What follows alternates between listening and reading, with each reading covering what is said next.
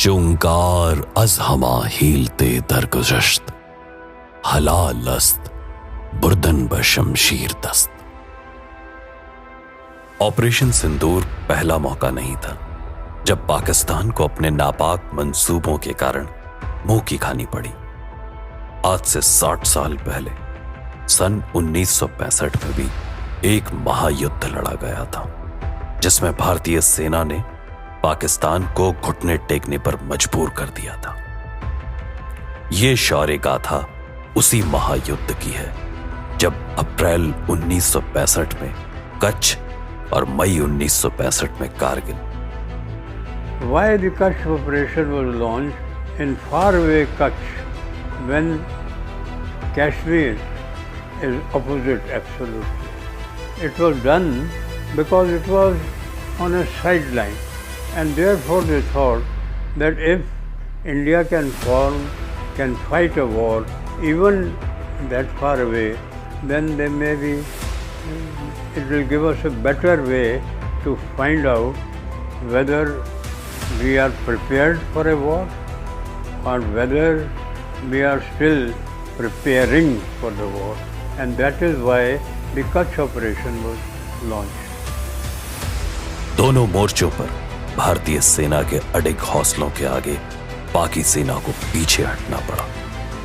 दोनों बार मिली इन हारों से बौखलाकर पाकिस्तान ने ऑपरेशन जिब्राल्टर के तहत 8000 घुसपैठियों को कश्मीर घाटी में दाखिल कर दिया। मकसद कश्मीरी आवाम को भड़काकर विद्रोह करवाना, लेकिन बहुत कम आका था। पाकिस्तान ने कश्मीरी नागरिकों की देशभक्ति और भारत की सैन्य शक्ति दोनों को, और यह साजिश भी नाकाम साबित हुई। तलवार की नोक पर या एटम बॉम्ब के डर से कोई हमारे देश को झुकाना चाहे, दबाना चाहे, ये देश हमारा दबने वाला नहीं। Pakistan initiated the 1965 war without realizing the Indian resilience and the armed forces, what kind of response it will be. समय आ गया था लेकिन पाकिस्तान को उसके दुस्साहस के लिए एक कठोर दंड देने का। लेफ्टिनेंट जनरल हरबख्श सिंह के नेतृत्व में भारतीय सेना की पश्चिमी कमान ने इस बार सीज फायर लाइन के पार जाकर रणनीतिक और सामरिक दोनों रूप से अत्यंत महत्वपूर्ण हाजी पीर पास पर कब्जा कर लिया। In terms of territory, Pakistan lost very important Haji Pir Pass and also many areas in North Punjab which are adjoining Sialkot sector.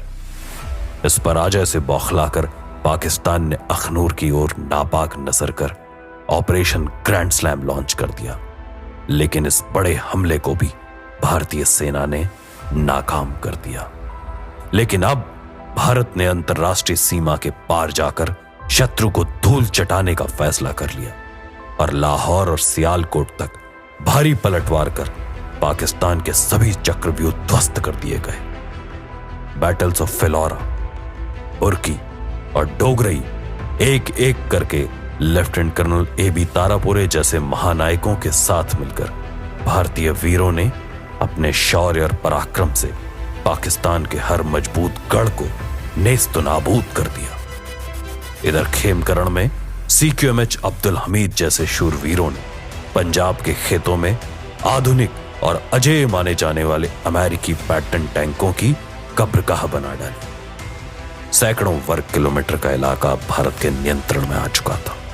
जब तक ताशकंद समझौते पर हस्ताक्षर हुए तब तक यह स्पष्ट हो चुका था कि भारत मौलिक रूप से तो एक शांति प्रिय देश है, परंतु जब कोई शत्रु भारत की एकता और अखंडता पर नजर डालेगा तो उसे बिना दंडित किए छोड़ा नहीं जाए, फिर चाहे वह 1965 का युद्ध हो या 2025 का operation Sindoor.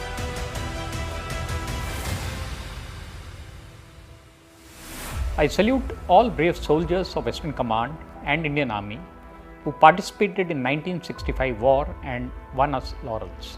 In 1965 and also in Operation Sindoor, we did not seek war, but were fully prepared to respond to the provocations and defeat the enemy decisively.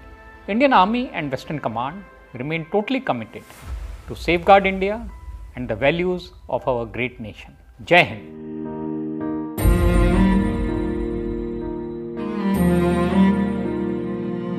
तेरी मिट्टी में मिल जावा, गुल बन के मैं खिल जावा, इतनी सी है दिल की आरज़ू। तेरी नदियों में बह जावा, तेरे खेतों में लहरावा, इतनी सी है दिल की आरज़ू।